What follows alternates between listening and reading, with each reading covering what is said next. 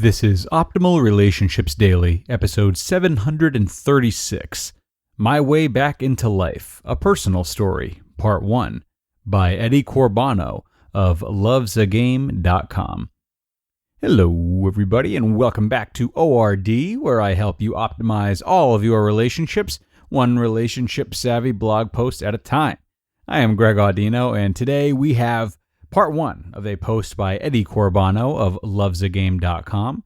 Eddie is an author we feature a lot, and he has some really great insights into breakup recovery specifically. So we will see what he has in store for us today. What do you say we get right into it and start optimizing your life? My Way Back into Life, A Personal Story, Part 1, by Eddie Corbano of lovesagame.com. Are you real?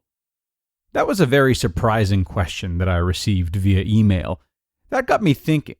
I thought that I revealed plenty of myself, my suffering, my recovery, my mission to help people who are in the same position as I have been. Throughout all of my articles, I have revealed more and more about my past. Hence, why would someone ask the question of whether or not I was a real person? I refuse to think that my whole story looks like a marketing invention, and yet, maybe I haven't revealed as much about the person Eddie Corbano as I have thought.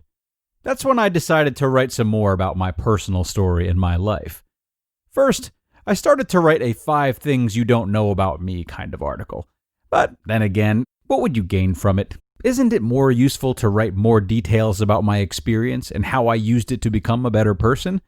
I know that this will help you in 2 ways. First, it will make you realize that you are not alone with this problem. Others have suffered and overcame it before.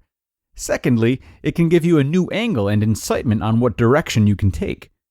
I am sure many of you will recognize yourself in my story. Even if my breakup was very long ago, 1998, I still remember everything in detail, especially what kind of person I was before that. To make clear something from the start, this breakup was the best thing that ever happened to me. Eventually, it changed my life for the better, by forcing me to confront my inner fears and problems. I had to change or die. The beginnings. I was raised by a very dominant father who didn't tolerate many initiatives.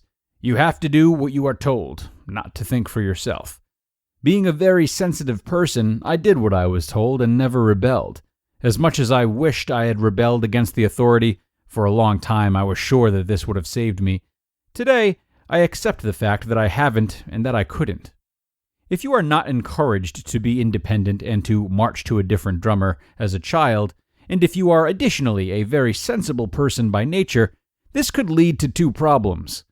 Number 1, a lack of self-esteem. Number 2, dependency. The combination of these 2 will most certainly cause an exaggerated, if not pathologic, suffering when a loss occurs in your life. That was definitely the case with my very first real relationship breakup when I was 18 years old. In the following years, I've made mistakes which are very common among breakup survivors with the flaws mentioned previously. I jumped from one relationship into another, breakup, rebound relationship, etc.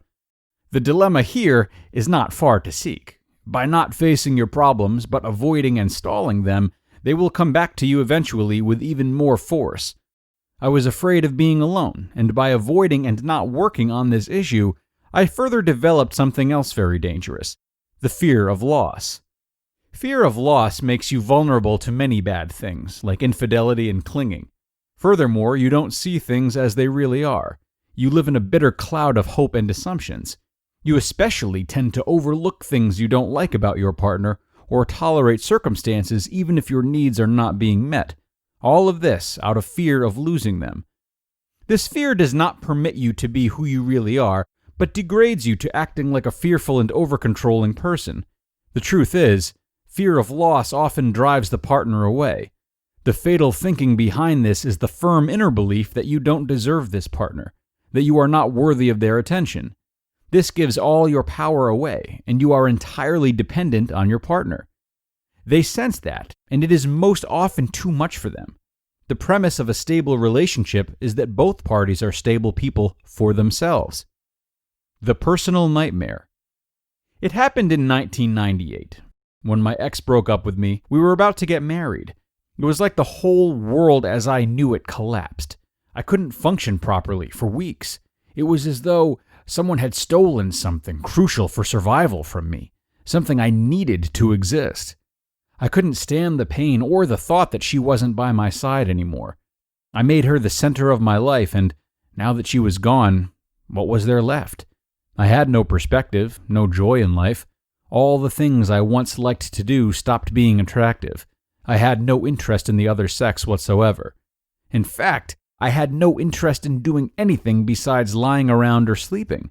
And sleeping lost its benefits due to extremely painful dreams that renewed the initial pain each time I went to sleep. Luckily for me, I intuitively felt the necessity for no contact, a rule which I broke only once after 1 month.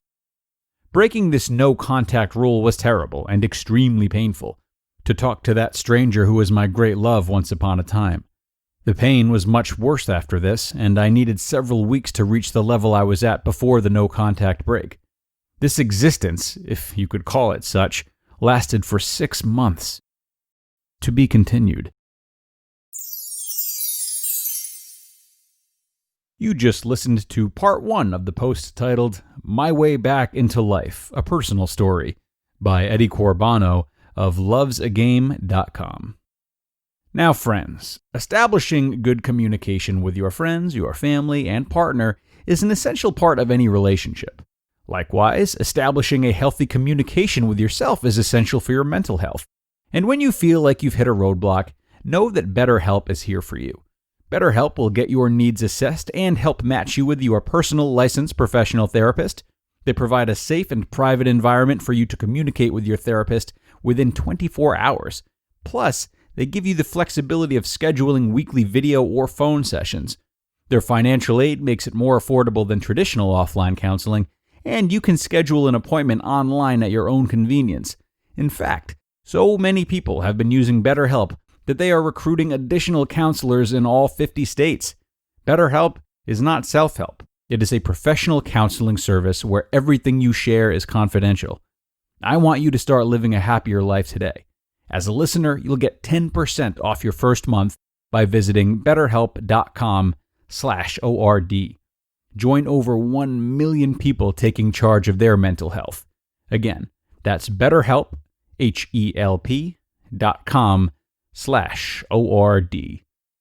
And like any good author, Eddie has left us on quite a cliffhanger. I think many of us can resonate with what he's described so far, so don't miss out on tomorrow's episode where we'll hear the end and walk away with some newfound wisdom. I hope to see you all there, where your optimal life awaits.